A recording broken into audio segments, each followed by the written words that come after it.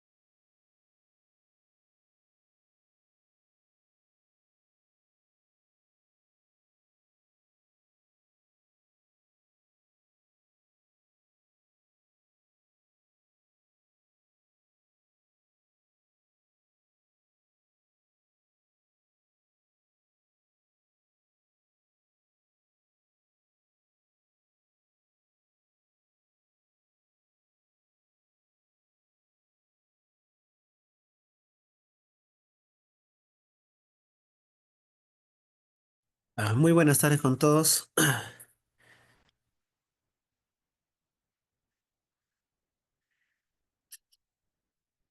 Mi nombre es José Carlos Romero Sánchez. Soy médico internista del Hospital de Policía Luis N. Sáenz, eh, docente de la Universidad Ricardo Palma desde 2018 y jefe del Departamento de Medicina Interna actualmente. Bueno, vamos a iniciar con la clase teórica de hoy.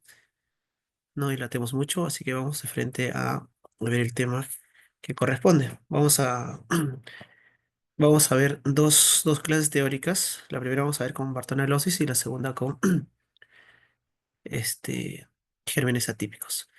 Bueno, sin más, voy a compartir mi pantalla. Me avisan por favor si se ve.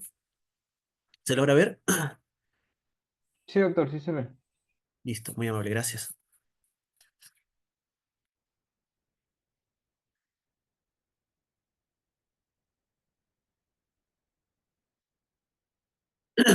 Muy bien. Entonces, listo. ¿Se ve la proyección? Porque a veces, el sistema a veces no lo permite. No sé si logran ver. ¿Sí? ¿Se ve cómo se proyecta? Sí, Listo. Gracias. Muy bien. Bueno, comenzamos con fiebre, perdón, con bartonelosis. Cuando hablamos de bartonelosis, inmediatamente se nos viene a la mente lo que es fiebre de la orolla. Si ven en el gráfico, está relacionado con o se ve en la imagen se ve en la imagen un ferrocarril, ¿no? Justamente esto tiene que ver con la historia de esta enfermedad, ¿ya?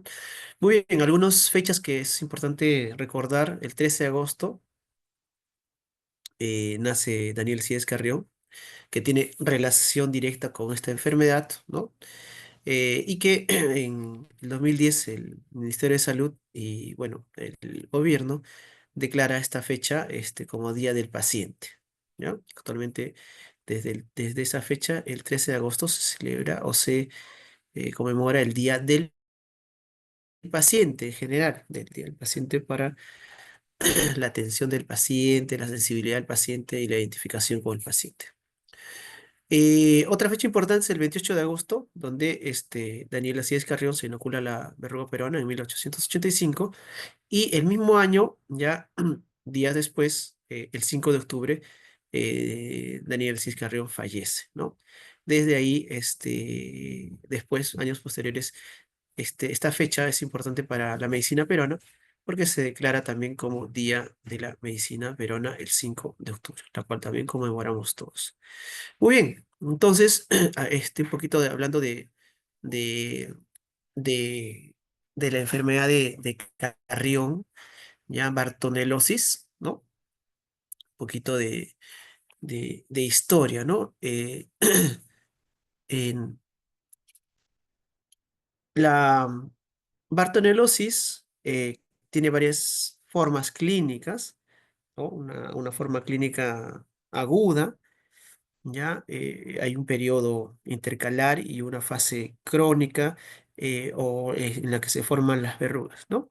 Entonces, justo esta diferencia clínica se hizo dudar a muchas personas si el origen de esta enfermedad era una misma, eran diferentes, si el agente era el mismo, ¿no? Todo eso se aclaró posteriormente con este, Dani García Escarrión cuando se inoculó este tipo de bacteria, ¿no?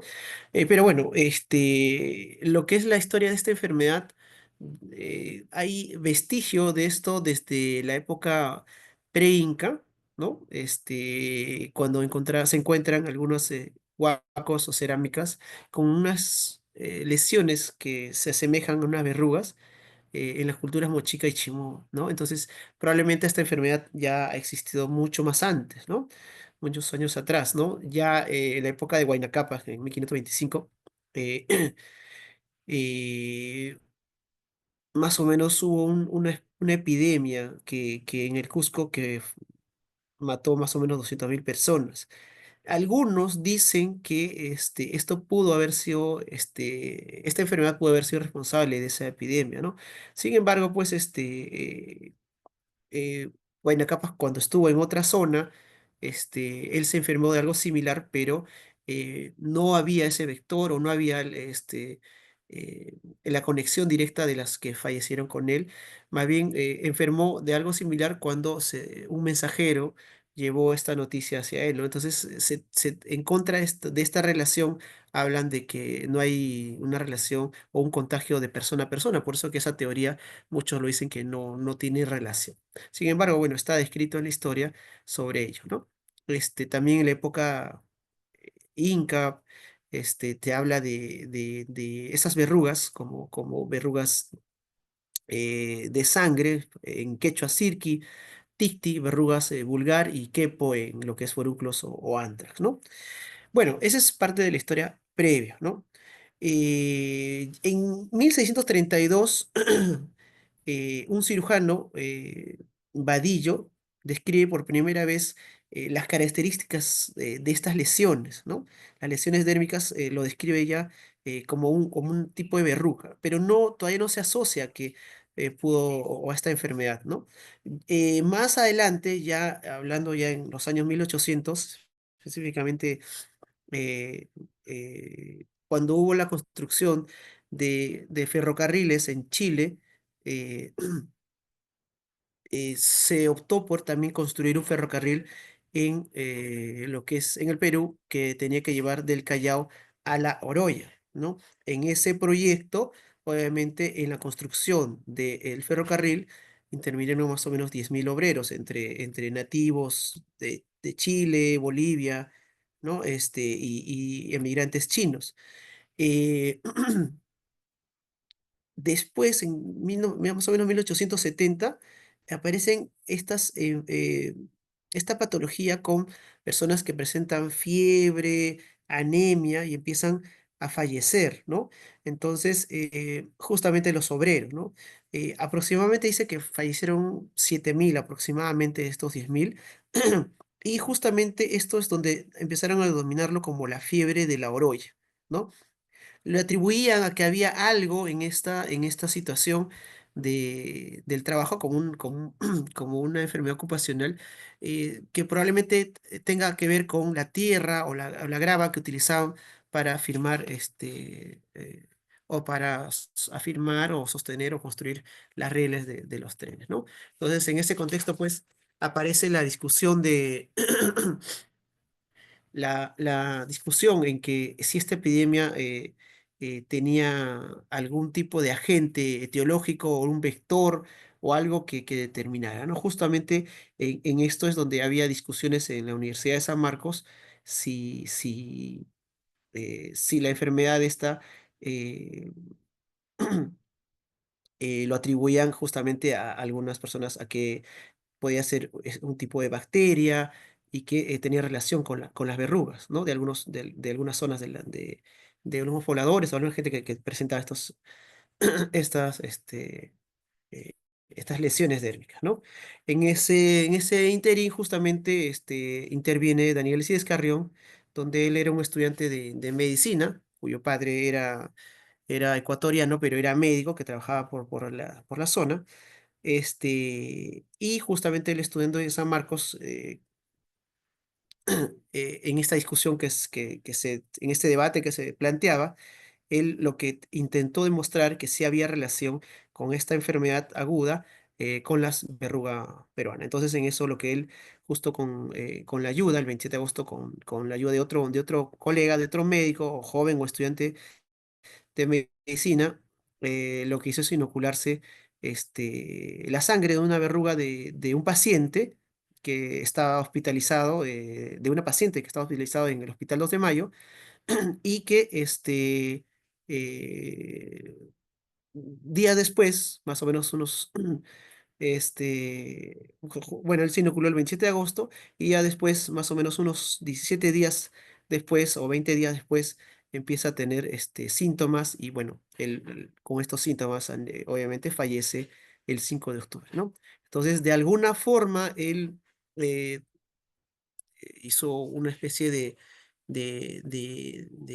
inmolación, de determinar a través de su vida que esta enfermedad estaba relacionada con las verrugas y esta epidemia tenía relación directamente, justamente la fase aguda con la muerte de toda esta población, ¿no? De todos estos obreros.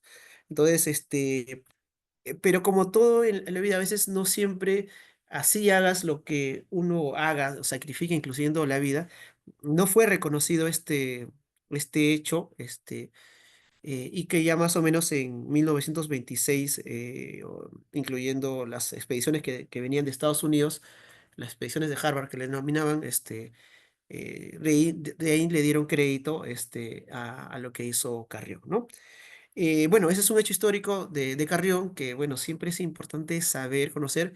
Está en justamente hay unos artículos donde está escrito toda esta parte de la historia, ¿no? Hay muchos infectólogos, entre ellos Gotuso, un excelente infectólogo del Carrión, que bueno, publicó algunos artículos en relación a ello.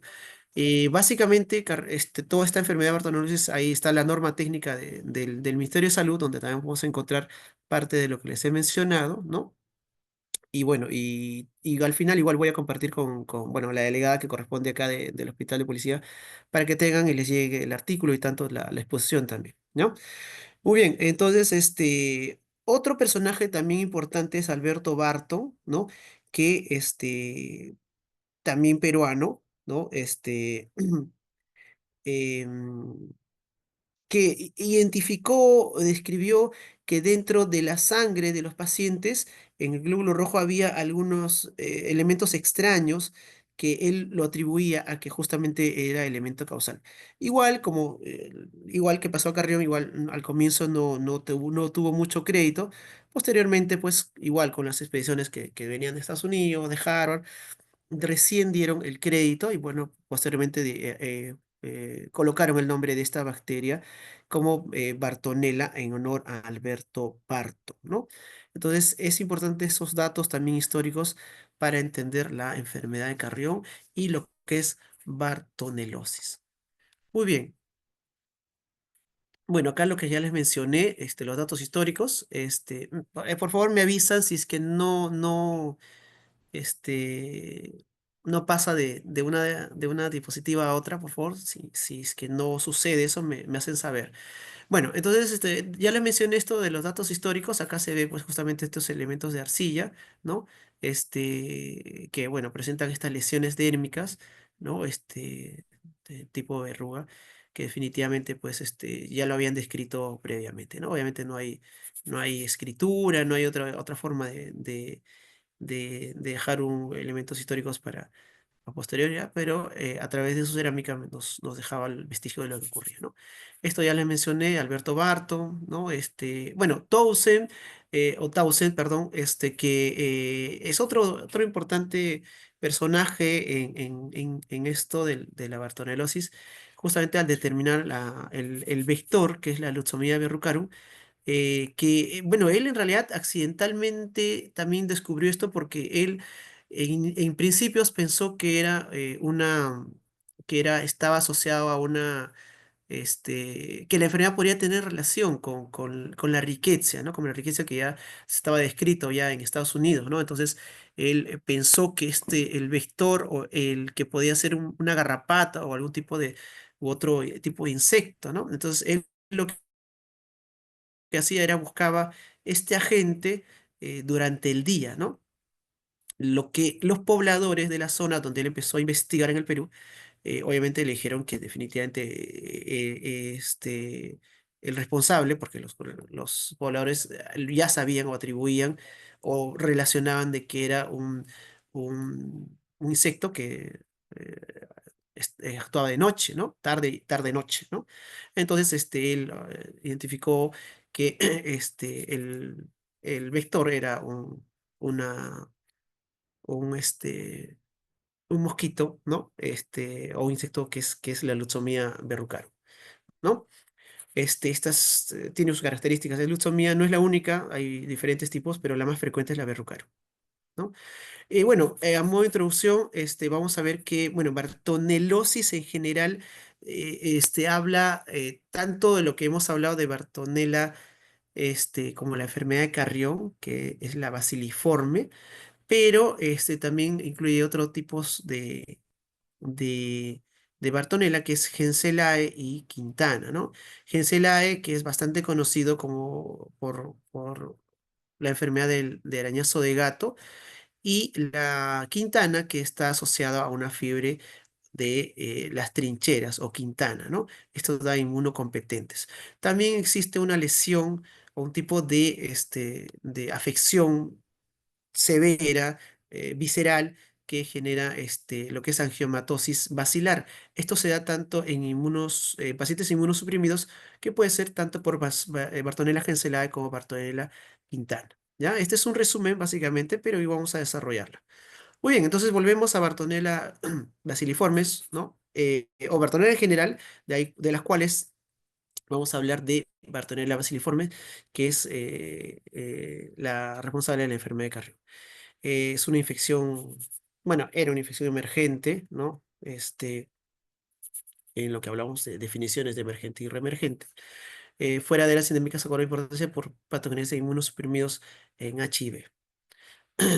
Y algunos autores también por su patogenia le llaman el SIDA cholo o algo así lo denominan, porque justamente en la patogenia que ahorita les voy a explicar, tiene una afección directa contra los linfocitos CD4, ¿ya? Pero bueno, vamos yendo por partes, entonces hablemos primero de la bacteria. La bacteria Bartonella ya es un cocobacilo, ¿no? De las cuales tenemos, acá les mencionamos, Basiliforma la de Carrión, Quintana la de Trincheras y Gensela la de arañas de gato, ¿no? Que ya les expliqué, ¿no? Acá está su dominio, el filo, la clase, el orden, la familia y el género a quien pertenece, ¿no? Una descripción más profunda tiene unas medidas de 0,2 a 0,5 micras por 2 a 3 micras de largo, ¿no es cierto? Si ustedes lo ven acá, es una forma de bacilo, ¿no? Algunos lo atribuyen como coco bacilo, porque como si fueran dos cocos juntos, ¿no? Pero bueno, está dentro de su característica. Recordemos que la clasificación por la forma o estructura está en bacilos, espiroquetas, cocos y todo ello, ¿no? Entonces, en este tipo estamos hablando de un coco bacilo o bacilo también se menciona, ¿no? Es gran negativo, recordemos que la clasificación de los Gram se debe a Christian Gram, que hizo experimentos para clasificar las bacterias en aquellos que se pintaban o no se quedaban pintados o se decoloraban en gran positivos y gran negativos, básicamente por su membrana, ¿no es cierto? Los gran positivos pintan, ¿no es cierto? Porque tienen un glicopéptido bien ancho, ¿no? Y el gran negativos tienen un glicopéptido bien delgado, por eso que cuando se decolora o se despinta, queda como gran negativo, ¿no? Eso es básicamente en microbiología. Este, Se dice que tiene 24 antígenos, de los cuales los más preponderantes es el antígeno 65 y 75. Ahora, no tiene mucha relevancia porque para lo que es el diagnóstico, recordemos que el diagnóstico para cualquier tipo de infección lo hacemos a través de métodos directos, indirectos y uno de estos indirectos es a través de la determinación de antígenos, ¿no? En este caso no tiene mucha relevancia acá lo que buscamos es inclusive visualización directa, ¿no? Entonces, pero sí es importante que así he estudiado y he encontrado 24 antígenos, de los cuales estos son los más específicos, ¿no es cierto? La 11, 18, 26, 36, 48, 65 y 75 por su peso en kilodalton. Las proteínas, tiene proteínas como la flagelina, el 1A1, 1BB. Acá no tiene demasiada, bueno, si bien es cierto, es parte de la teoría, pero no tiene una importancia tan relevante, o al menos no tanto como lo tiene la flagelina, la deformina y ROA. Deformina es una proteína que dentro de la patogenia lo que le confiere es que en el glóbulo rojo lo que genera son invaginaciones ya en la membrana del glóbulo rojo, ¿no? Que lo que genera esta invaginación es una facilidad para poder ingresar este bacilo hacia el glóbulo rojo, ¿no? Y la flagelina es lo que utilizas a que tenga una movilización, esto también permite que pueda ingresar fácilmente, ¿no? ROA y otros, lo que tiene la capacidad, esta proteína es justamente eh, a generar un daño en el endotelio y lo que va a generar es una producción de proteínas generadoras de neovasos o angiogénesis. Esto también es importante para explicar sobre todo la parte de la fase verrucosa, ¿no es cierto? La fase en la que lo que hace en la piel es generar neovasos y de alguna forma, estos neovasos lo que va a generar es un crecimiento de fibrina, neovasos y una respuesta inflamatoria eh, persistente en esta zona. Y esto justamente es lo que confiere que estas verrugas o estas lesiones dérmicas tengan esa forma como si fuera una costra queloide ya de esa forma, ¿no? O sea, estoy haciendo un paralelo a ello, que justamente esta es la importancia de esta proteína dentro de este agente. Muy bien, si hablamos del vector, pues el vector, el principal es la Lutzomia verrucarum, ya les hablé que de preferencia es crepuscular y nocturna, obviamente tiene predilección por los seres humanos, antropofílico, ¿no? El vector es la hembra del mosquito del género Lutzomia, ¿no? La mayoría de estos casos viven en viviendas agrupadas en zonas rurales y alejadas de los ríos. Se dice que es un tipo de insecto más casero, cercano a las zonas urbanas, ¿no? Zonas, o bueno, dentro de una zona rural, cerca a las casas, ¿no? La transmisión principalmente es intradomiciliaria. También se le denomina, o comúnmente, y la población, cuando vino Tausen, le hablaban de un mosquito que le llamaban titira. O sea, ellos ya lo conocían. Bueno, obviamente después Tausen ya lo catalogó y lo escribió, ¿no? Que era el Lutzomia verrucarum. La otra es el Lutzomia veruensis, ¿no? Estas son las dos principales. Hay otras más, ¿ya? Pero ya la población conocía como titira o manta blanca, también lo conoce como plumilla o angelillo, ¿ya? Muy bien, la epidemiología, pues principalmente, y esto desde la época pre-inca, perdón, pre-inca, inca y desde mucho tiempo atrás, se describe que la zona de mayor impacto es en las zonas de la Sierra del Ecuador, Sierra de Colombia y en el Perú entre el 500 y 3.200 metros sobre el nivel del mar. Los reservorios no se ha identificado ninguna especie de animal doméstico silvestre y los pacientes con lesiones eruptivas son especial reservorio de las enfermedades. 23% de los pacientes tuvieron cultivos positivos. Esa es otra característica. Como existe una etapa que no tiene síntomas, a veces terminaron siendo portadores asintomáticos. O sea, como hay un periodo intercalar entre la parte aguda y la parte donde se forman las verrugas, entonces hay muchos de los pacientes que simplemente llevan esta bacteria en su cuerpo y no da síntomas, entonces termina siendo un reservorio del cual pues el mosquito eh, pica y después lo transfiere a otro, ¿no? Factores climáticos para que haya brotes, es obviamente el fenómeno del niño que va a generar, pues, ¿no? Entonces, esto es un poco de epidemiologías, un poquito la incidencia, la tasa de mortalidad, ¿no? Que vemos acá.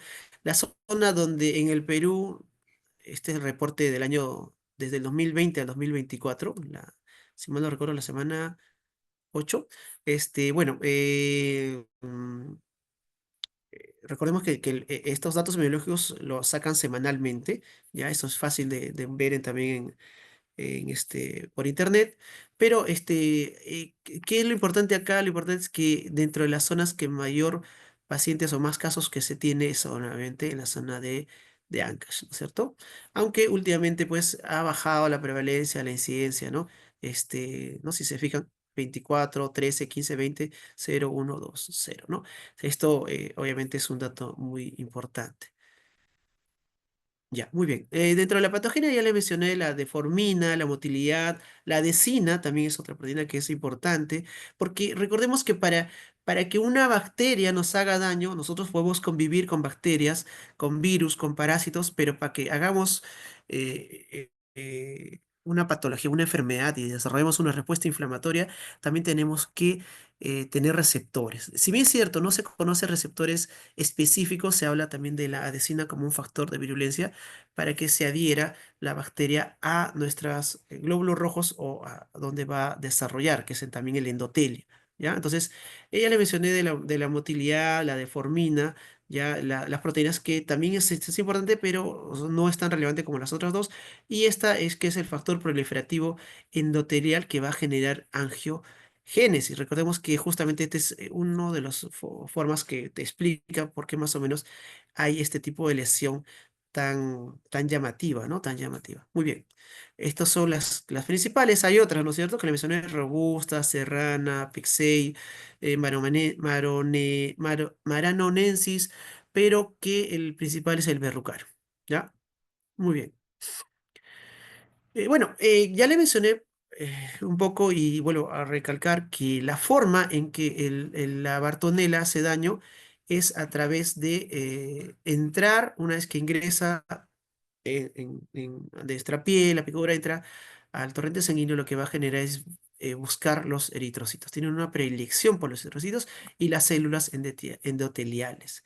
Ya tiene una motilidad flagela, termina la violencia de la coloración del huésped, ya mencionamos. Esto ya hablamos también, hablamos de lo que genera la deformina sobre el glóbulo rojo, ¿ya? Y esto lo que va a generar es una distribución del artículo endotelial. Otra forma, uno de ellos es que como ingresa al glóbulo rojo, obviamente al replicarse, al multiplicarse, va a destruir el glóbulo rojo de forma que va a generar una lisis del eritrocito y esto se va a terminar como una anemia hemolítica, ¿no? Que es grave, es severa y esto obviamente te puede llevar a la muerte. Pero la otra forma es que, como todo agente extraño, va a generar una respuesta inmunitaria, ¿no? Y esta respuesta inmunitaria lo que va a generar es que el macrófago, ¿ya? Al identificar el eritrocito, lo va a fagocitar. Entonces, lo que va a generar es que los macrófagos y las células histiocytíticas este fenómeno de fagocitar los eritrocitos se llama eh, síndrome eritrofagocitario, ¿ya? O hematofagocítico, ¿ya? Que justamente lo que hace es que nuestro propio cuerpo, al desconocer el eritrocito como algo propio, o al tratar de eliminar ya estos glóbulos rojos, se puede decir, contaminados, ¿no? Lo que hace es fagocitarlos y lo que genera es un hemofagocítico, un síndrome hemofagocítico, y esto junto con el, eh, la destrucción de los glóbulos rojos te va a generar pues una anemia hemolítica severa, ya esta cuando es destrucción por eritrofagocitosis es una extravascular, ya entonces por una anemia hemolítica intravascular o una extravascular lo que va a generar es una anemia hemolítica severa y que obviamente te va a llevar a la muerte. También existe dentro de la fisiopatología, ¿no? Ya les hablé que hay una predilección por el endotelio, entonces lo que va a generar es una hiperproliferación de las células endoteliales en respuesta al factor angiogénico que ya les mencioné, ya, y esto también es parte de la explicación de lo que genera pues la formación de las lesiones dérmicas. Ahora, cuando les mencioné que puede ser como se menciona, el SIDA o VIH cholo, como se mencionan algunos, este, bueno, no sé si bien mencionado o mal, pero les comento lo que se menciona y lo que está descrito, justamente porque lo particular es que también al generarte una respuesta inmunitaria, ya lo que tiene una predicción por los linfocitos CD4. En la fase aguda, porque ya recordemos que tiene varias fases, lo que va a generar es una linfopenia y una disminución de los linfocitos CD4 y elevación del CD8. ¿Qué va a generar? Recordemos que nosotros tenemos una relación CD4-CD8 en la cual el CD4 es mayor que el CD8. Ambos, uno tiene una labor de estímulo para una respuesta celular mayor, una respuesta inmunológica mayor, ¿no? Y el CD8 un poco más a la tendencia a la supresión. Entonces, en ese contexto, lo que genera es que haya una inversión de esta relación y haya una disminución de los CD4 y una elevación del CD8. ¿Ya? Esto lo que genera es que aparte del daño hematológico directo al eritrocito, lo que va a generar también es un estado de inmunosupresión celular. Es como un VIH, ¿no? Lo que te genera es disminución de los linfocitos CD4. Por eso que esa denominación coloquial de hablar del SIDA cholo. Ahora, lo que va a generar también es que cuando disminuye esta inmunidad de los linfocitos, y ya sabemos la preponderancia del linfocito CD4 como un general en la guerra, es que al no haber y no dar la respuesta para que haya una respuesta inmunológica o inflamatoria mayor con proliferación de neutrófilos, macrófagos, linfocitos B, anticuerpos y todo ello. Entonces lo que va a generar es que entremos en un estado de inmunosupresión. Cuando entramos a un estado de inmunosupresión, los pacientes van a tener también infecciones asociadas. Una de ellas y la más frecuente es la salmonelosis, principalmente a la Salmonella typhi. Entonces, muchos de los pacientes, si no mueren por la anemia, mueren por una infección agregada. ¿Ya? Una infección agregada que muchos de ellos está descrito en frecuencia es la salmonela. También puede ser por E. coli, puede ser por cualquier tipo de otra bacteria o hongo o cualquier tipo de infección oportunista, ya que pueda generar, pues, una sepsis y una muerte, ¿no? Neumonías y todo ello, ¿no? Meningitis, todo, ¿no? Todo lo que puede ocurrir, ¿no? Entonces, fíjense que esta bacteria no es tan simple como que destruye los glóbulos rojos y daña el endotelio, que genera una respuesta inflamatoria, ya, sino también lo que genera es una inmunosupresión, ¿no? Obviamente también la respuesta celular que está mediada por citocinas, una de ellas es la más significativa, es la interleuquina 10 y el interferón gamma en casos severos, ¿no? Entonces, todo eso lo que hace es que en la fase aguda, sin tratamiento, la mortalidad puede llegar a 84%. Fíjense, una mortalidad alta, súper alta. Se habla pues que el periodo de incubación es de 61 días, entre 10 a 210 días, ¿ya?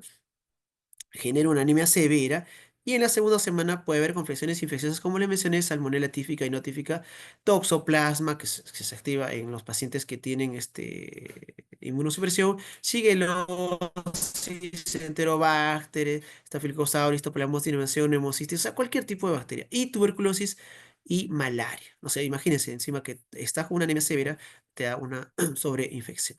¿Ya? Y después de la fase de hemática, la fase de incubación, ¿no? Tenemos la fase histoide, ¿no? Donde ya antes de ello hay una fase intercalar, ¿no? Un periodo intercalar, y bueno, después genera las verrugas en zonas expuestas, más frecuente en niños. En este caso, solamente el 5% genera infecciones generalizadas, ¿no? La primera respuesta en este caso es la más severa. Muy bien, ya les hablé las fases clínicas. Tenemos una fase aguda anemizante, una fase crónica verrucosa y una bacteriemia asintomática. Todos tienen una importancia y una relevancia en relación pues a que la primera es bastante mortal, la segunda pues obviamente una fase crónica verrucosa también tiene su relevancia, ¿no? No solamente la parte estética, pues, ¿no? Y la bacteria sintomática, obviamente, termina siendo un reservorio para que después genere, pues, un cultivo para que venga otro, leucemia, pique a estos pacientes y, bueno, transporte y lleve a otro, ¿no? Entonces, la idea es que se termine y reciban tratamiento, ¿no? Este, muy bien. ¿Qué más seguimos? Bueno, ya les hablé la fiebre, la forma aguda, anemizante, ya les hablé que, bueno, tiene, aparte de lo que obviamente genera una anemia hemolítica severa, ¿no? Por ya los dos mecanismos que le expliqué, obviamente genera fiebre moderada, intermitente, hiporexia, malestar general, escalofríos leves, mialgias, artralgia, cefalea, náuseas, vómitos y disnea, ¿no? Casi como la mayoría de las enfermedades metaxénicas, ¿no? Llámense, dengue, malaria, chikungunya, Zika y todas las que ya hemos visto, ¿no? Y ustedes ya han visto en este capítulo, ¿no?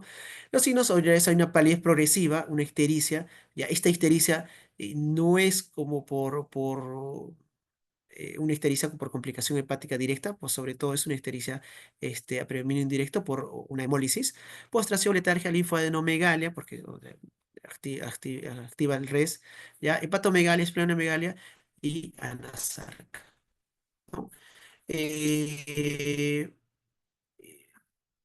las formas que uno debe saber, y formas agravantes que puede llevar a que esto sea mortal, pues obviamente son retardo del inicio de la terapia, los extremos de la vida, gestación, desnutrición, enfermedades subyacentes, anemia persistente, parasitosis, diabetes, alcoholismo. Esto ya es común, pues, ¿no? Es algo que igual va a suceder, da en todas las enfermedades, ¿no? Igual esto, si hablamos de COVID, igual la gestación, extremos de la vida, bueno, no hay terapia de inicio en COVID, hablamos, pero los demás, pues, enfermedades subyacentes, anemia, parasitosis, diabetes, todos esos factores son comunes para que sean agravantes, ¿no? Fase aguda, ya les mencioné, una de ellas, el diagnóstico diferencial, te confunde con la fiebre tifoidea, pero recordemos que también puede haber coinfección, es decir, que tengas bartonelosis, ¿no? Y por la bartonelosis se agregue la fiebre tifoidea. Recordemos que la fiebre tifoidea también no siempre se elimina, ¿no? Puede estar depositada o latente en la vesícula biliar, ¿no? Y se puede volver a presentar en pacientes con inmunosupresión, ¿no? Entonces, y todos los demás, ¿no? Puede haber coinfecciones con todas ellas, ¿no? Y también puede haber, obviamente el diagnóstico diferencial es también puede ser leptospirosis, ¿no es cierto? Sabemos que la leptospirosis también te genera ictericia, te genera fiebre, ¿no? La hemorragia, ¿no es cierto? La malaria también te genera, obviamente, la malaria es algo similar, esta sí se mete dentro del glóbulo rojo, ¿no? Después los demás también son diagnósticos diferenciales, ¿no es cierto? Una anemia hemolítica, obviamente. Es una anemia hemolítica, ¿no es cierto? Pero hay que ver si esta es una anemia hemolítica, estamos hablando de la autoinmune, obviamente, ¿no? Una anemia plástica, no leucemia, claro, obviamente te va a hacer un diagnóstico diferencial con esta fase, ¿no? Forma aguda de embarazo, obviamente también presenta aborto, aborto fetal, ¿no? Letalidad del 25%.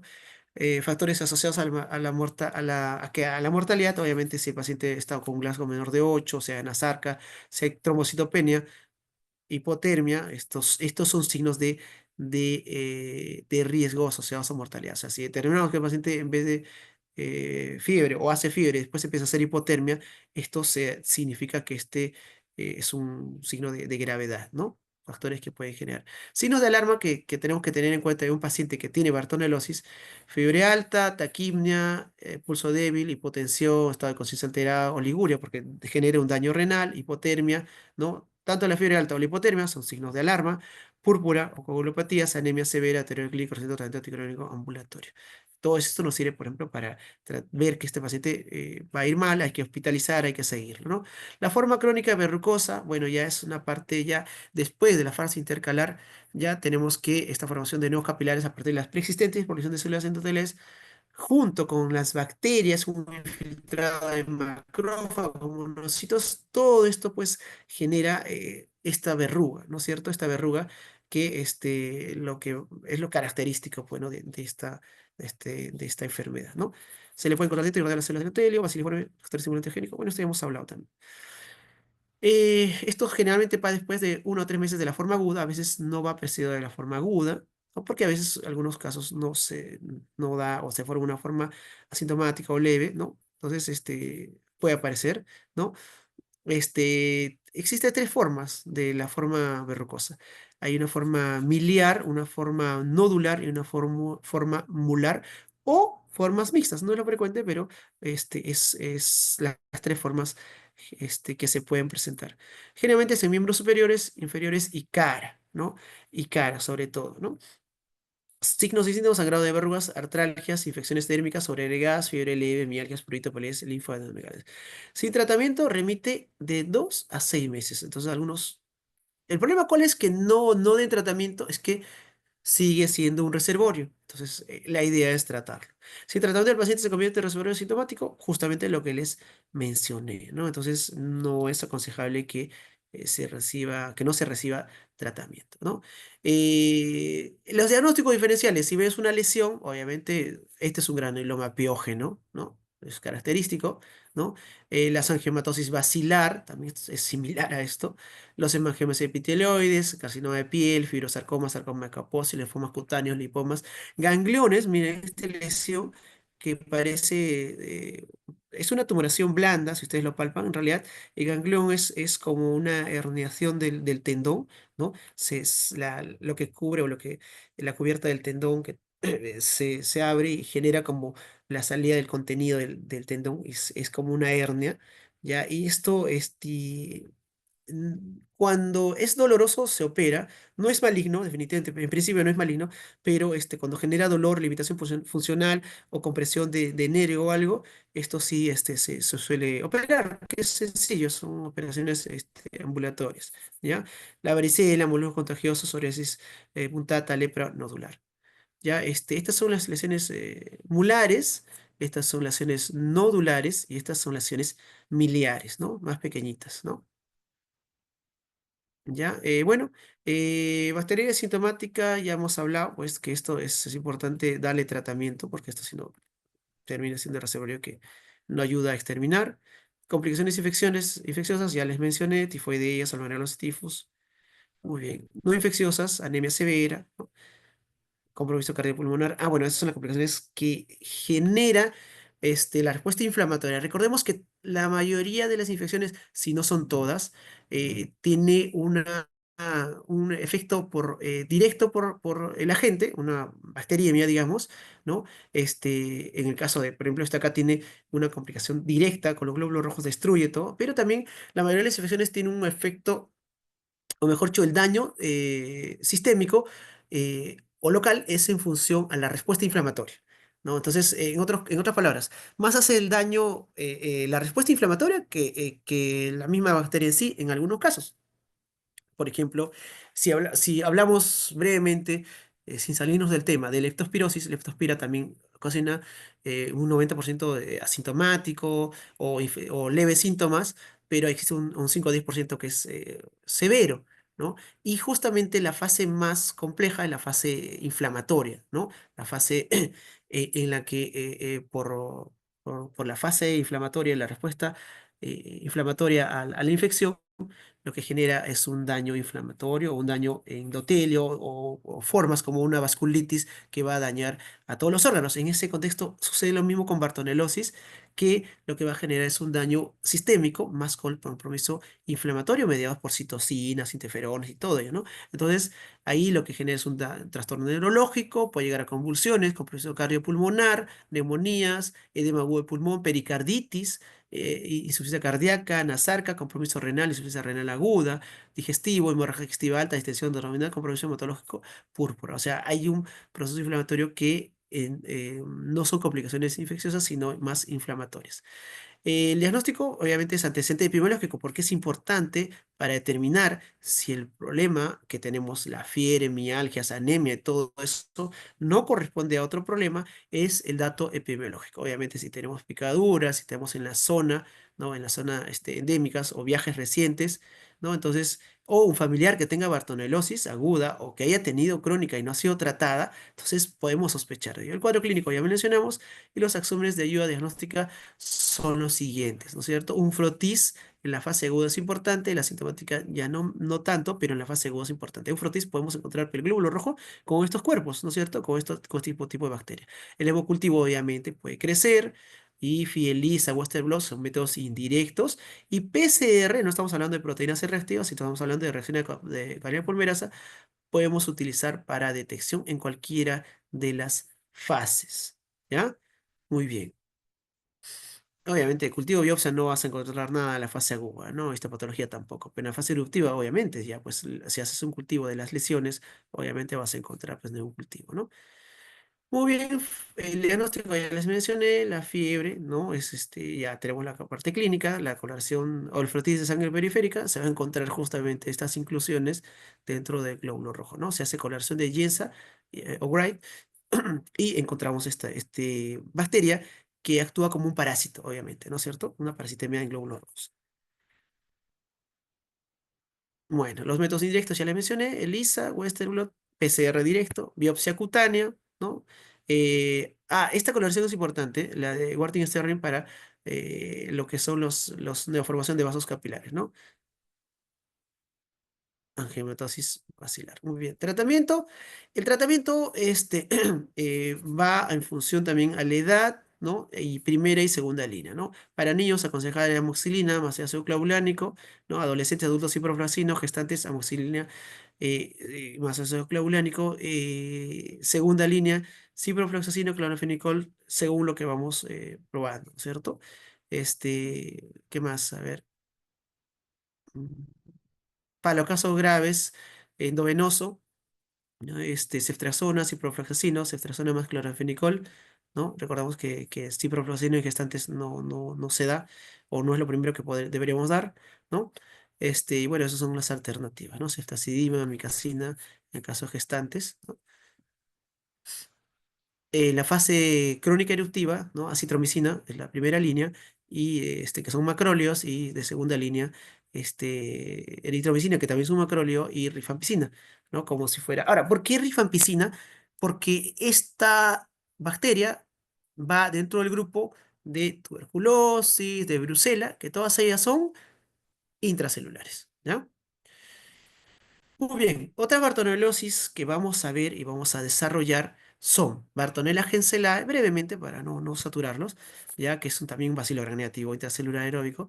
Ya esto se habla de que es como arañazo de gato, pero obviamente no solamente por arañazo de gato, puede ser por mordedura u otro animal que puede ser el reservorio de la Bartonella henselae. ¿Ya?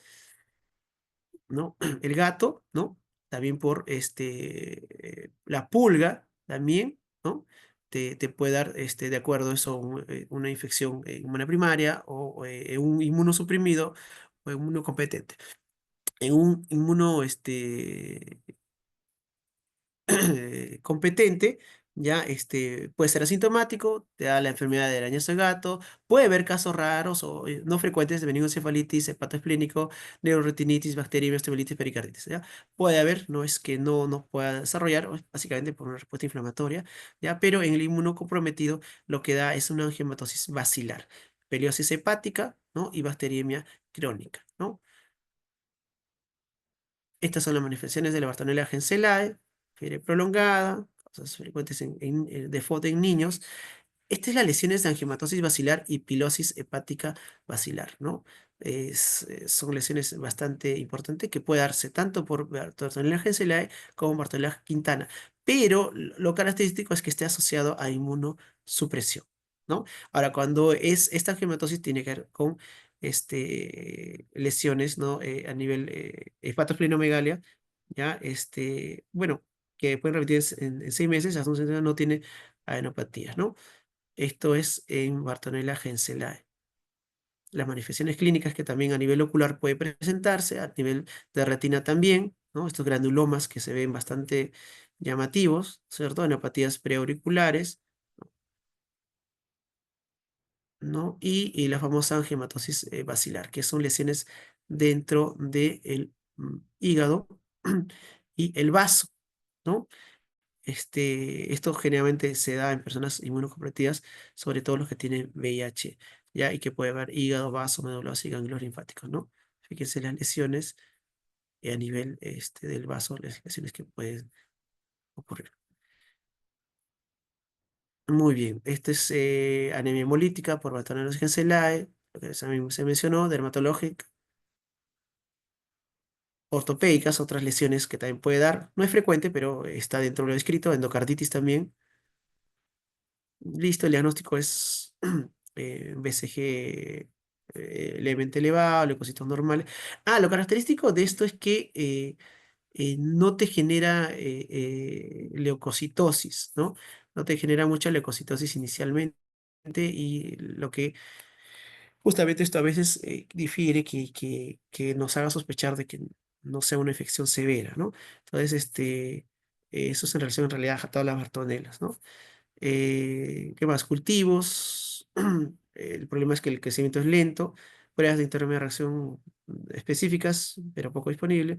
Y PCR sí tiene una alta sensibilidad y especificidad del 100%, pero una baja sensibilidad entre 43 a 76%. Pruebas indirectas: IFI, ¿no? ELISA, GG y GM. Estos son los criterios de diagnóstico para Bartonella henselae. El hecho que se tenga a veces contacto con gatos o pulga de gatos, no necesariamente arañazo, puede ser mordida, ya el hecho de tener lesiones o ganglios en la zona, ¿no? También te hace sospechar, y obviamente se pide serología para Bartonella henselae. Puede haber otros síntomas que ya se mencionó, ¿no? O ser una biopsia del ganglio ¿no? Que se palpa, se sospeche, y ahí obviamente se puede hacer una tinción con Warthin-Sterri positiva. Esto nos va a orientar a que la infección sea por Bartonella Henselae. Con título de 1,64 es suficiente para diagnóstico de ELISA o IFI positivo para Bartonella Henselae. El tratamiento básicamente es con acitromicina, también pues, se puede utilizar quinolonas o doxiciclina, ¿no? De ahí el otro tipo de Bartonella ya es la que dio en la Primera Guerra Mundial, que bueno, justamente en esa época había el tema de las trincheras, que las personas permanecían meses y meses, hasta años se hablaba de que permanecían ahí y el problema era de que estaban rodeados de roedores y esto se transmitía a través también del hecho de que tengan esas pulgas, pero las pulgas mejor dicho, los piojos, pero no los piojos capitis, el piojo de la cabeza, sino el piojo del cuerpo, ¿no? Que esa es la que justamente dejó miles de muertos en la Primera Guerra Mundial, pero no solamente por la guerra en sí, sino por la fiebre de las trincheras, ¿no? Dice que hablan de 1 millón de personas, ¿no? Bastantes. Bueno, es básicamente lo que se menciona, la Quintana, ¿no? Que eh, por el piojo del cuerpo, ¿no?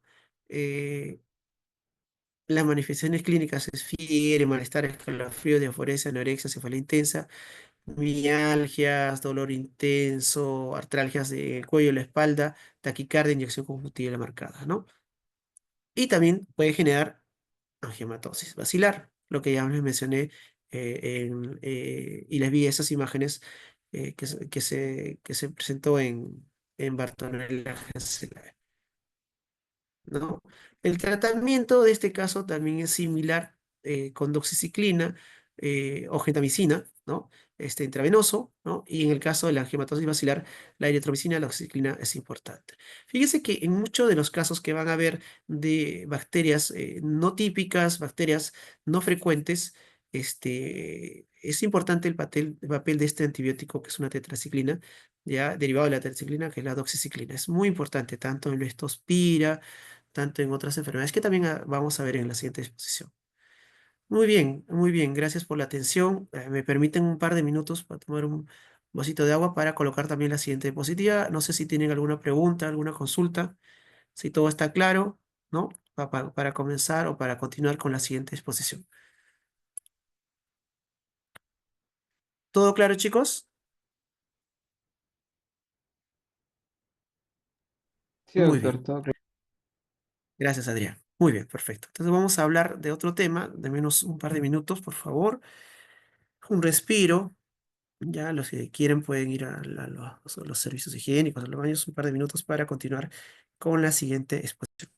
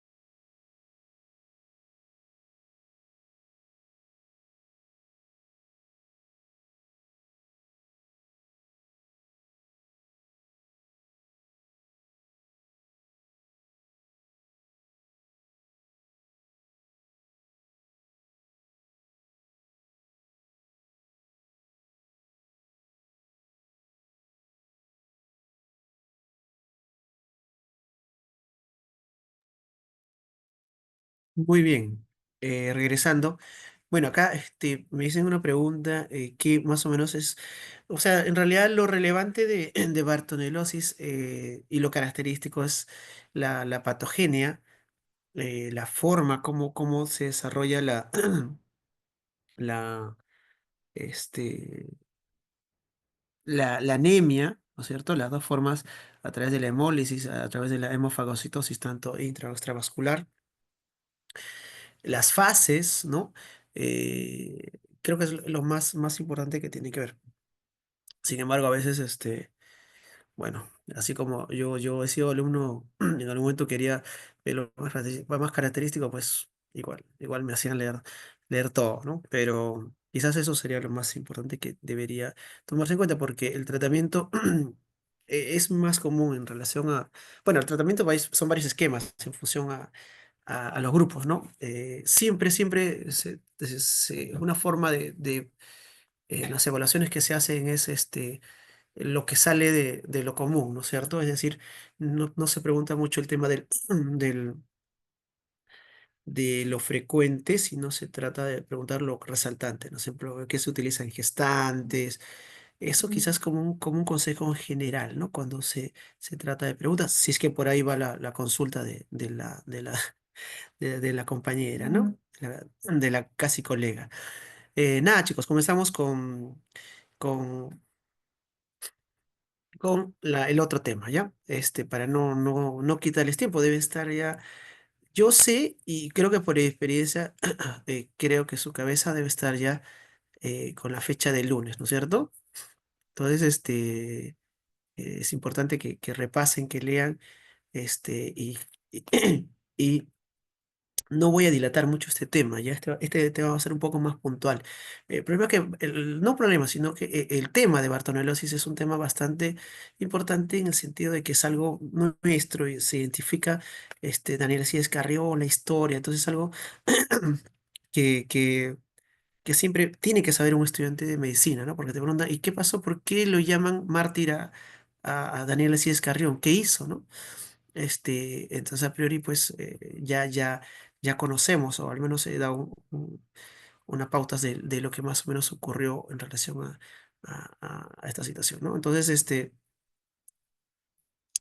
no vamos a ahondar más, ya dejamos de lado Bartonella y vamos a centrarnos en lo que son infecciones por G- atípicos. Cuando hablamos de atípicos es algo que no es común, no es frecuente, ¿no? Es algo que normalmente eh, no tiene un patrón o se sale de lo característico, ¿no?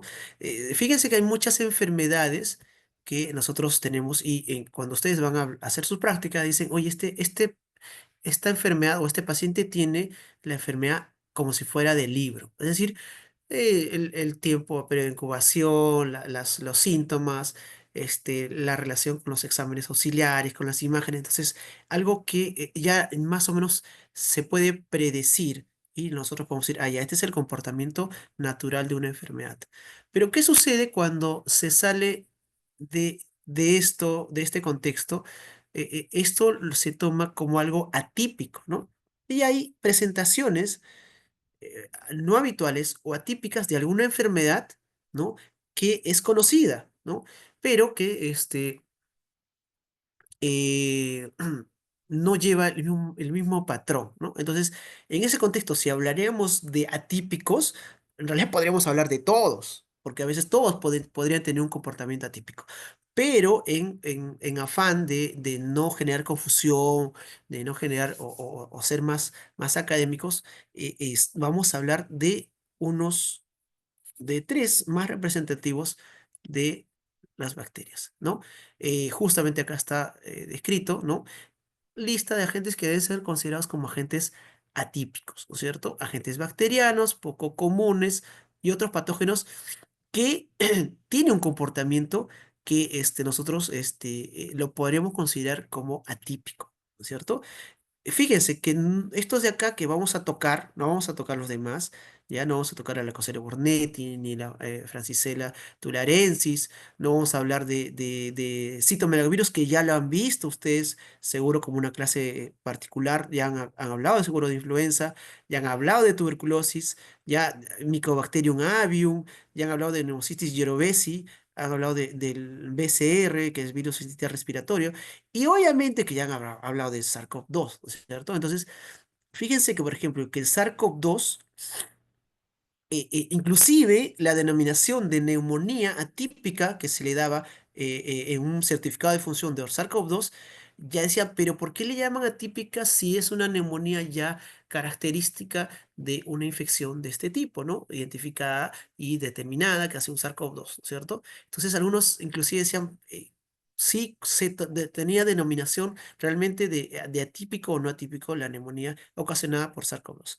Lo cierto que son a veces un poco de discusión entre muchos autores, pero como les vuelvo a repetir, y espero que no se confundan, no, la idea no es esa, es que para términos académicos, estos agentes están dentro de lo que son patógenos atípicos. Ahora, la otra característica que nos confiere que son atípicos es, por ejemplo, estos agentes, Mycoplasma, Legionella, Clamidia, lo que genera, por ejemplo, si es que hablamos de una afección respiratoria, estamos hablando de que eh, normalmente una neumonía clásica, por decir, ya es que te genere un cuadro con disnea, tos, expectoración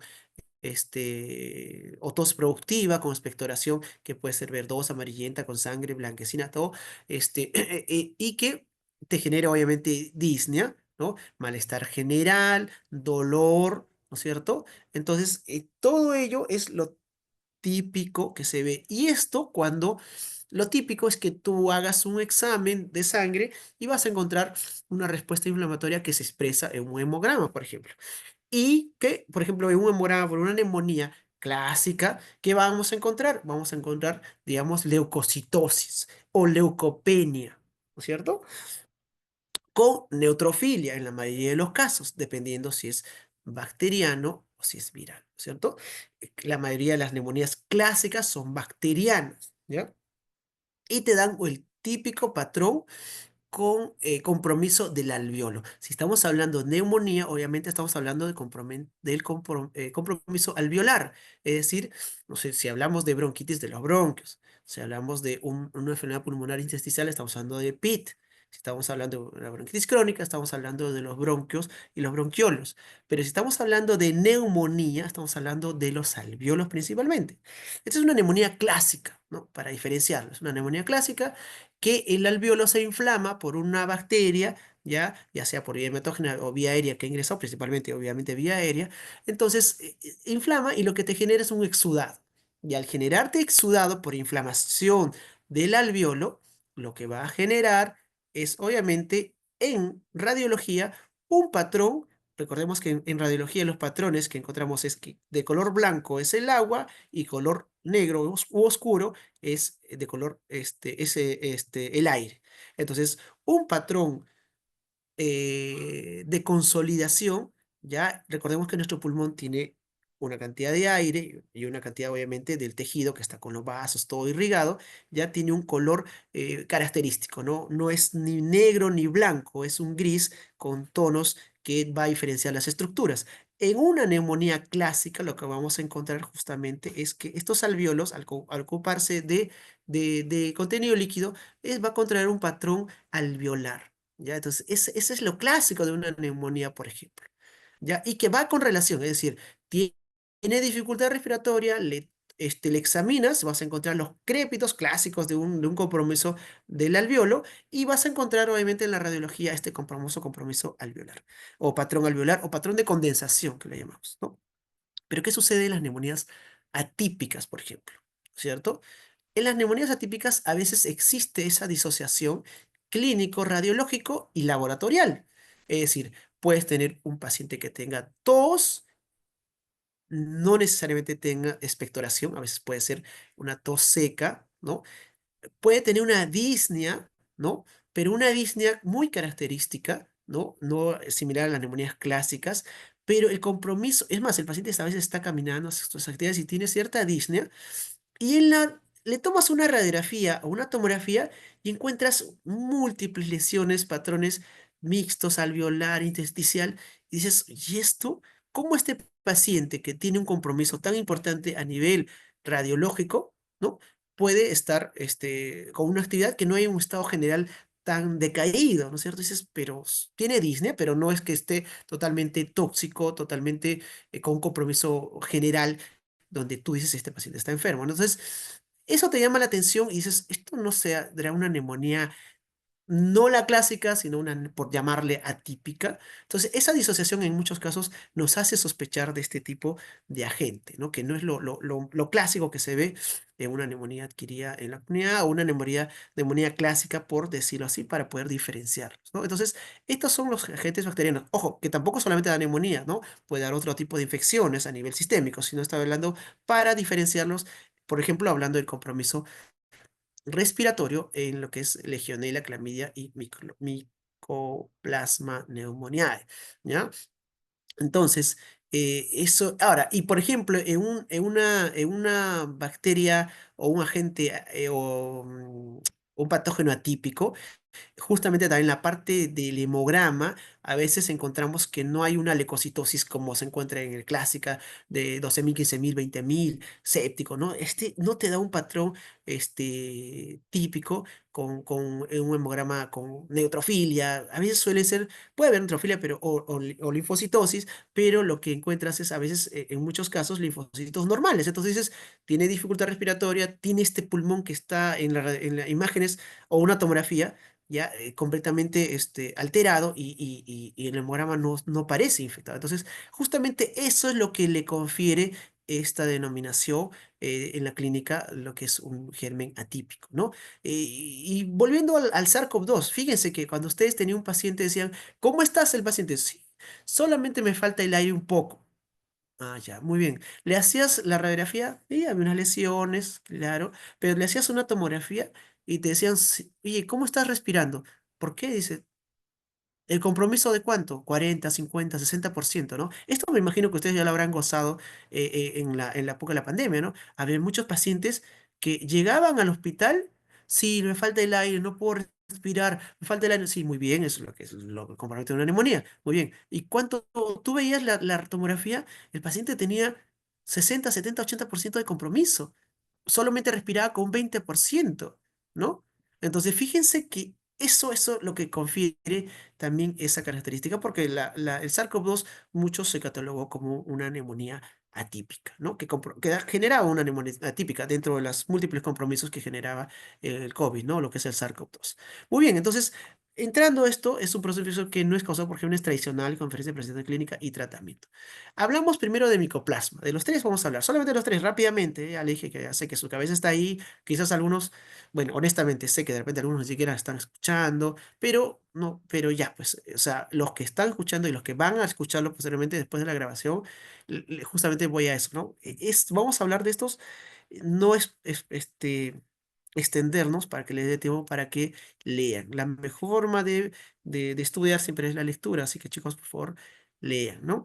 Bueno, es una bacteria de vía libre y división autónoma, familia de Mycoplasmataceae, clase Molicutes, sin pared celular, solo membrana. Fíjense que ya de acá, de por sí ya acá hay algo típico. No tiene tinción gran, obviamente, porque recordemos que lo que confiere el tinción gran está en la pared, ¿no es cierto? Péptidoglicanos, ¿no es cierto? Si tienes un péptidoglicano grueso, te va a dar gran positivo. Si tienes delgado y no se pinta, gran negativo. Estos de acá no tienen, ¿no? Es solo una membrana por ahí. Entonces, fíjense que si ya no tiene gran, pues obviamente, difícil de cultivar, es frecuente extracelular, ¿ya? Con organelas de esqueleto que favorece la adherencia y movimiento, ¿no? Eso es el Mycoplasma pneumoniae. La mayoría de sus especies no son patógenas y habitan en mucosas respiratorias y genital. Especie causante de infecciones respiratorias, Mycoplasma pneumoniae.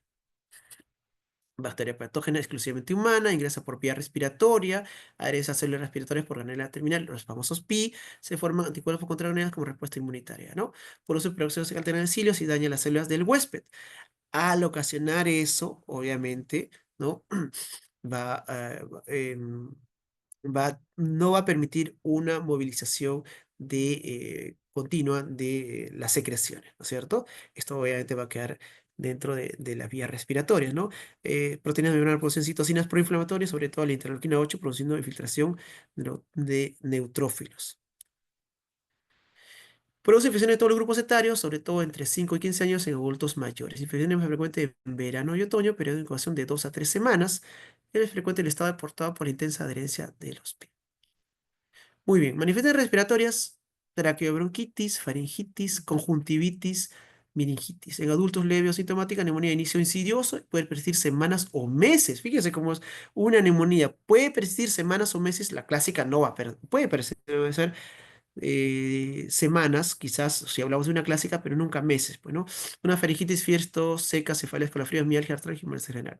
En los casos graves, tisne y tos, pertusoide, dolor torácico, coriza y estornudo. Si tú ves que tiene un paciente coriza, estornudo, dolor torácico, entonces nosotros no estamos pensando en una bacteria, estamos hablando principalmente de un virus. Es ahí que nosotros a veces cuando tenemos un cuadro similar, nos confundimos y decimos, esto puede ser un cuadro viral y hay que hacerle un seguimiento. Ahí está nuestro criterio. Una infección viral, ¿le damos antibióticos? No deberíamos darle, pero una infección por un problema respiratorio atípico, sí deberíamos darle antibióticos, ¿no es cierto? Entonces, por eso que a veces algunos dan. Ahora, no por eso sirva de criterio para que digan, a lo mejor le doy el por si acaso el antibiótico. ¿Por qué? Porque no se debe dar y eso va en función a que generamos resistencia. Ya no deberemos generar resistencia. Eso hemos hablado muchas veces con los alumnos en la práctica, el cursillo que hemos dado de antibióticos y todo eso, que uno de los grandes problemas de nuestros hospitales, como de los médicos, inclusive para nosotros mismos, es que estamos generando mucha resistencia. Entonces, hay que tener mucho cuidado, hay que saber diferenciar, hay que ser bien incisiosos en ver estos detalles y ver si es que es un compartimento de una neumonía viral o de una ocasionada por Mycoplasma pneumoniae, ¿no? Inmunocomprometidos puede generarte síndrome de respiratorio del adulto, fallo multiorgánico. O sea, esto no significa que si porque tengo un compromiso atípico no es que no sea mortal, es mortal. Recuerden COVID, ¿no? ¿No? Secuela, tos y cansancio pueden persistir por más de 2 semanas. Entonces, este tipo de infecciones, a veces tú le das un tratamiento que puede durar 7 días, ¿no? O 10 días, dependiendo de la severidad, ¿no? A veces el paciente mejora, sí, ya no tengo fiebre, ya no tengo malestar, ya no tengo disnea, pero persiste con la tos. ¿Sí? Ah, ya, tienes tos. Muy bien. Entonces, ¿qué pasa? Como persiste con la tos, cree que no está curado, piensa que el médico, inclusive que no ha sido bien tratado, que es un médico malo, y se va con otro, ¿no? El otro obviamente tiene que saber que ya no le tiene que dar más tratamiento antibiótico, porque no hay signos que te indiquen un proceso inflamatorio agudo, sino es un periodo en que ya está saliendo del proceso, ¿no es cierto? Entonces no pueden darle más antibiótico, porque eso es lo que a veces cometemos el error. Ah, sí es con tos, más antibiótico. No, es que sigo con la tos, doctor. Mire, ya recibí tratamiento, ya no tengo fiebre, ya no tengo malestar, ya no tengo, no sé, pues secreción bronquial, ya no tengo, nada, tengo ya nada. Yo, la disnea también ya no tengo dificultad de respirar, también normal. Pero tengo esta tos. Y esa tos no es necesario que le des nuevamente antibiótico, no. Ahí lo que se tiene que tener es paciencia, líquidos tibios y o sea, hacerle un seguimiento. En algunos casos, si tiene movilización de secreción, a lo mucho le pueden dar algún tipo de fluidificante, como en acetilcisteína, no sé, y algún antihistamínico quizás, porque de repente tiene un compromiso alérgico, de repente dice, no, solamente en las mañanas o las noches me da la tos, y así, pero no dar antibióticos, por favor.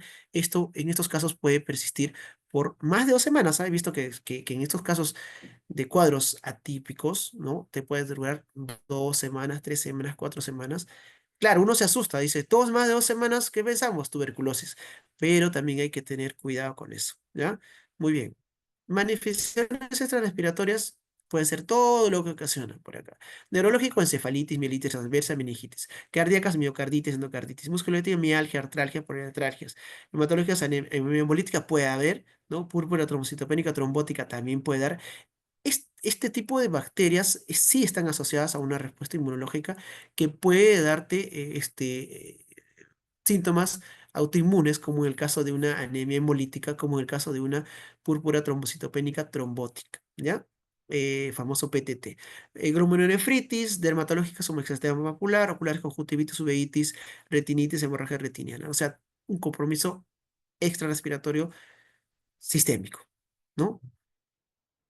Radiografía suele presentar infiltrado pariliar, peribronquial, unilateral o infiltrado reticular o nódulo superior. Poco frecuente, escaso derrame pleural. Claro, cuando uno dice hay derrame pleural, como que te aleja. Eso también ocurría en COVID. Ustedes decían, ah, ya, a ver, vamos a tomarle un examen, tomografía, una radiografía. Encontraban derrame pleural y decía, uy, esto mal, me aleja definitivamente de que sea COVID. Lo mismo sucede con las neumonías atípicas, ¿no? Una neumonía típica que te dé derrame no es lo frecuente. Las neumonías clásicas sí te puede dar derrame, claro, no un derrame severo, no va a decir que sí, es una neumonía y me está dando 2/3 del pulmón me está cubriendo, no, eso ya no es una neumonía. Una neumonía te puede dar un derrame paraneumónico, es decir, obturación de los ángulos, pero tampoco no es algo que te va a generar pues un derrame pleural bastante llamativo, ¿no? Entonces, en este caso, no, es muy infrecuente que es poco frecuente e infrecuente que encontremos derrame pleural en este tipo de diagnóstico, ¿no? Hallazgo común, patrones intersticiales difusos, ¿cierto? O sea, hay un compromiso intersticial y alveolar un poquito mixto, ¿ya? ¿Cómo se ve? Pues eso parece como si fuera COVID igual, ¿no? Entonces, todos los cambios intersticiales de forma de árbol de yema, engrosamiento de la pared bronquial y consolidación en vidrio esmerilado. Hay consolidación, pero en vidrio esmerilado. ¿A qué le suena el vidrio esmerilado? Obviamente también a lo que hemos hablado de COVID, ¿no? COVID. El diagnóstico no debe ser solamente con estudio de imagen. Oye, o sea, tú encuentras esta lesión en pacientes, obviamente no solamente con imágenes, ¿no es cierto? ¿Cuál es el diagnóstico? Lo ideal es hacer un cultivo, pero el problema es que es lento. Recordemos que este tipo, justo la característica de estas bacterias es que es difícil cultivarlas, ¿no es cierto? ¿Se puede hacer serología? Sí, eso sí se puede hacer. IgM o demostración de ser conversión, demostrado ser separadas por lo menos de 15 días, ¿ya? PCR más sensible, esto sí sería ideal, solo que es un poco costoso. Diagnóstico rápido y precoz con muestras respiratorias, ¿no? Y lo ideal sería detección de ADN, ¿cierto? Pero podemos PCR. ¿No? Ahora, cuando es típico, nosotros lo que hacemos es diagnóstico clínico radiológico, ¿cierto? Clínico radiológico. Fíjense que siempre la clínica manda, ya en este caso, cuando hay esa disociación o eh, esa sospecha de que sea típico, obviamente vamos a cubrir para a gérmenes atípicos, ¿no? La ventaja es que el tratamiento es bastante común y se va a dar cuenta cuando veamos de tratamiento entre micoplasma, clamidia, legionela y todos ellos. Y no se van a sorprender el tratamiento que les voy a decir, porque justamente ya lo hemos mencionado anteriormente, en la que ya en anterior en Bartonella y en otros lo hemos mencionado. Muy bien. Micoplasma, prevención innecesaria en evoluciones autolimitadas. Ah, otra cosa, a veces este tipo se puede autolimitar, no siempre te da un cuadro severo, ¿no? Sí pues, se puede autolimitar, por eso que a veces lo confundimos inclusive con procesos virales, ¿no es cierto? En muchos casos sí, obviamente llega a neumonía, pero en unos casos se puede autolimitar. Reduce la duración de los síntomas de transmisión de la infección, resistencia a antibióticos beta-lactam. Ah, sí, eso es otra característica. Cuando hablamos de neumonías que no son clásicas, las clásicas generalmente responden a los betalactámicos, es lo característico, porque obviamente tienen pared celular. ¿Y dónde actúan los betalactámicos? En la pared celular, ¿no? Así sean delgadas o sean gruesas, los betalactámicos actúan tanto en gram positivos como en gram negativos. Pero este tipo de bacterias, como no tiene pared celular, ¿no?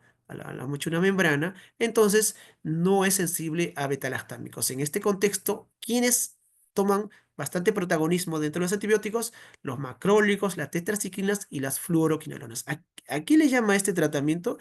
Será también a Bartonella, ¿no? Entonces, fíjense, ¿no?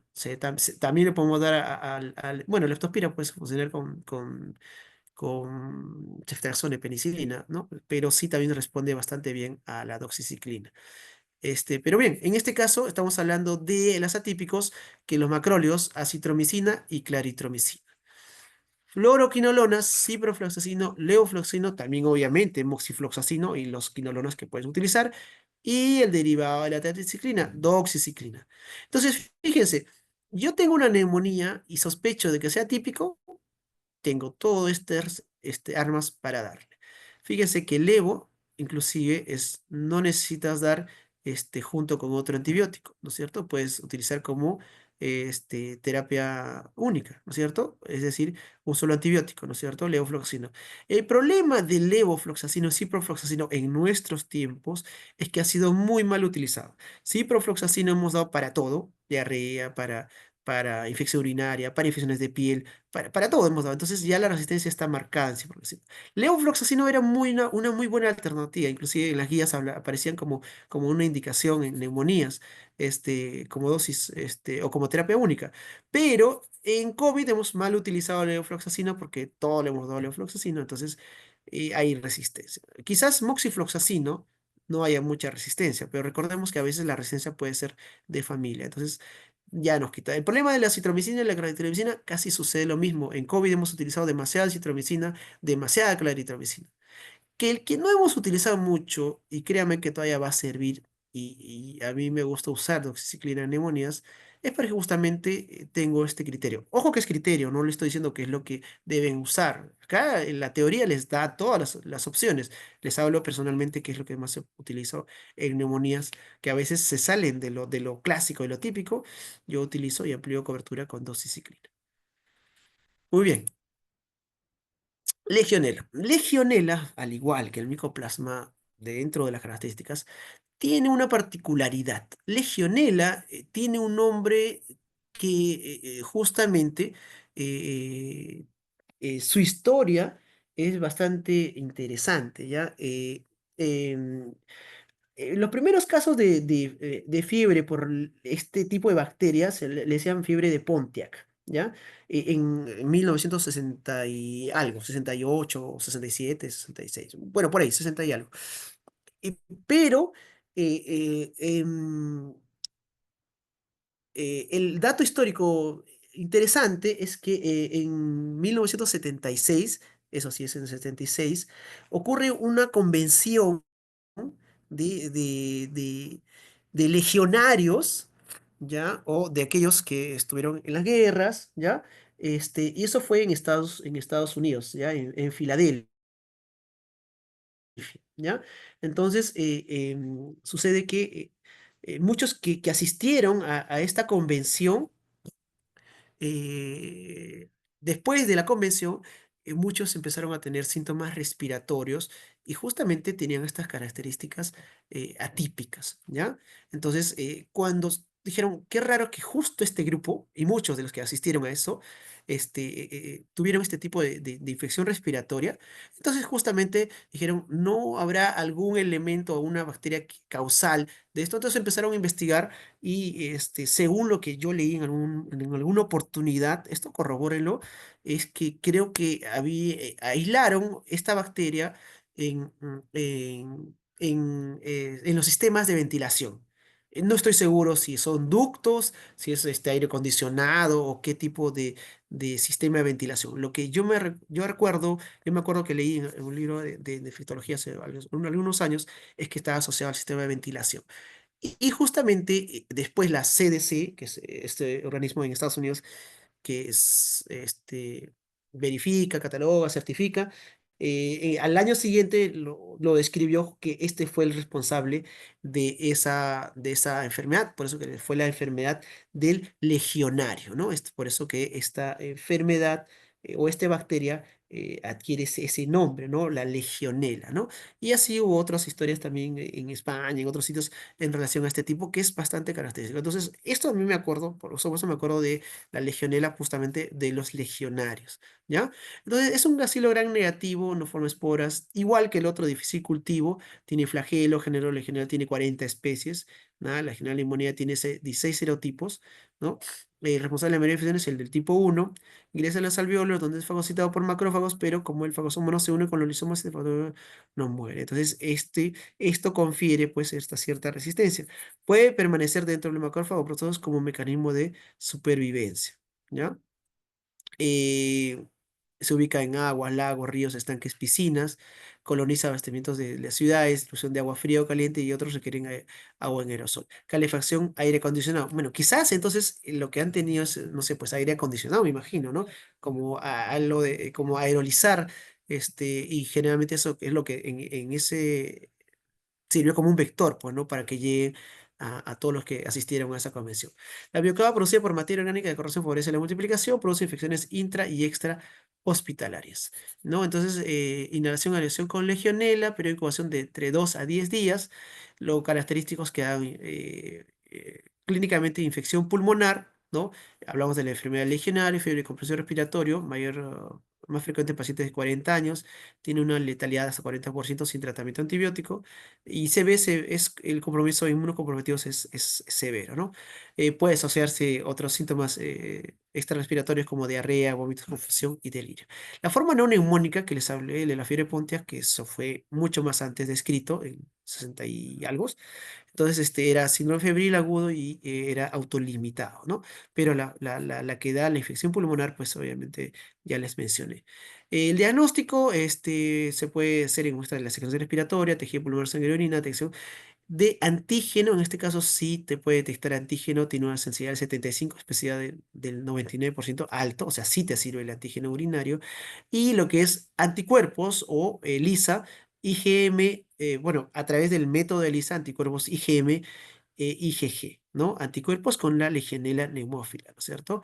Entonces, esto va en función también al periodo, ¿cierto? Si ya estás en un periodo donde ya estás con sintomatología, probablemente lo que más se puede detectar es IgM, ¿no es cierto? Inicialmente puede detectar antígenos, ¿no? Y obviamente PCR se puede detectar al igual que todo, porque muchos, no todo, pero el problema es el costo, ¿no?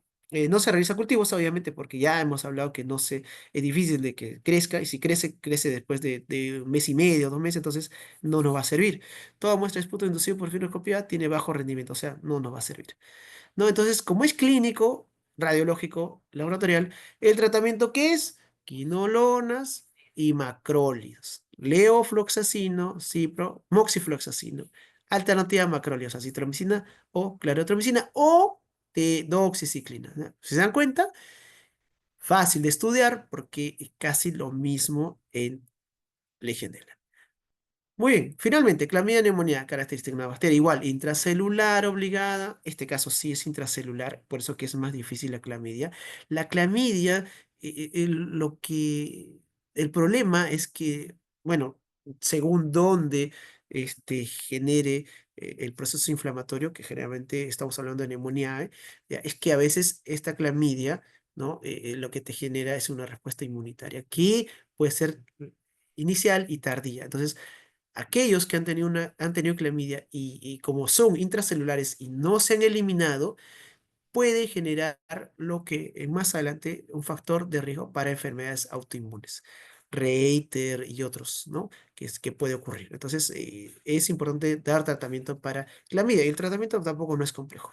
Ya, ¿qué más? Puede vivir independientemente de su anfitrión y lo hace en pequeños cuerpos elementales. Luego se adhiere a un macrófago alveolar, ingresa a ese donde se libera más tarde como un cuerpo articulado que madura hasta convertirse en un cuerpo elemental en búsqueda de nuevas células. Puedo ver en los macrófagos que todos los intracelulares los utilizan, ¿no? Al igual que el dengue, ¿no? El dengue también es un virus que utiliza el macrófago.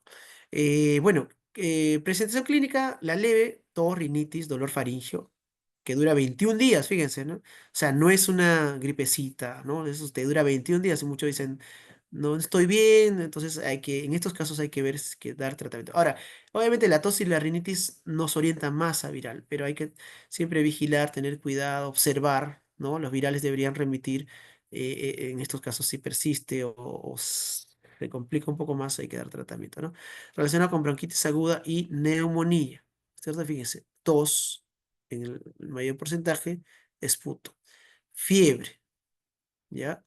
Sibilantes, dolor torácico muy poco, diarrea y otros muy poco, ¿no? Tos, esputo, fiebre. El examen radiológico, cifrados alveolares unilaterales, generalmente afecta un solo lóbulo, neumonía intersticial es raro, el más común es el lóbulo inferior. Cuarta parte de los pacientes presentan, en este caso sí presenta una parte de lo que es derrame pleural y presentan linfadenopatía iliar o miastínica, ¿ya? Pero de forma infrecuente, ¿ya? Entonces, este es lo que es una infección por clamidia. Diagnóstico y tratamiento, el diagnóstico es serológico, ¿no? Por IgG, pero puede tardar mucho, 6 a 8 semanas, y en este caso, idealmente sería PCR, pero como es muy caro, entonces acá otra vez manda clínica y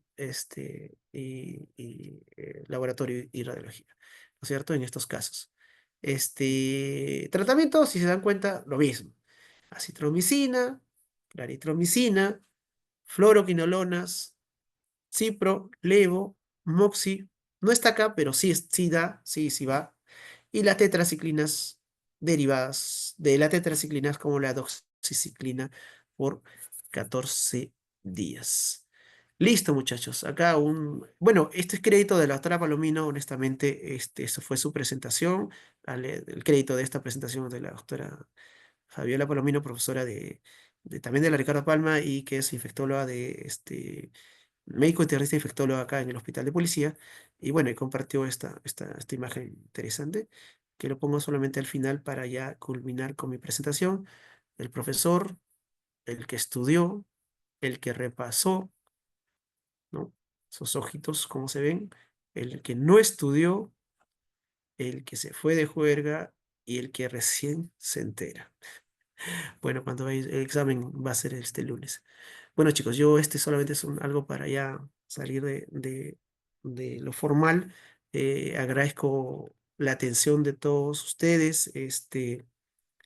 Y nada, yo espero de corazón que les vaya muy bien en su examen, repasen, estudien, ¿no? Relacionen mucho, ¿ya? Los temas que se ha dado, ¿ya? Y bueno, traten de buscar técnicas de aprender, memorizar, ¿no? Para que no les haga complicado y denso su estudio. Nada, chicos, les agradezco mucho y será hasta una próxima. Cuídense mucho. Ya nos vemos. Hasta luego. Hasta pronto. Gracias, doctor. Hasta luego, chicos. Cuídense todos. Muchas gracias, doctor. Listo. Chao, chao, cuídense.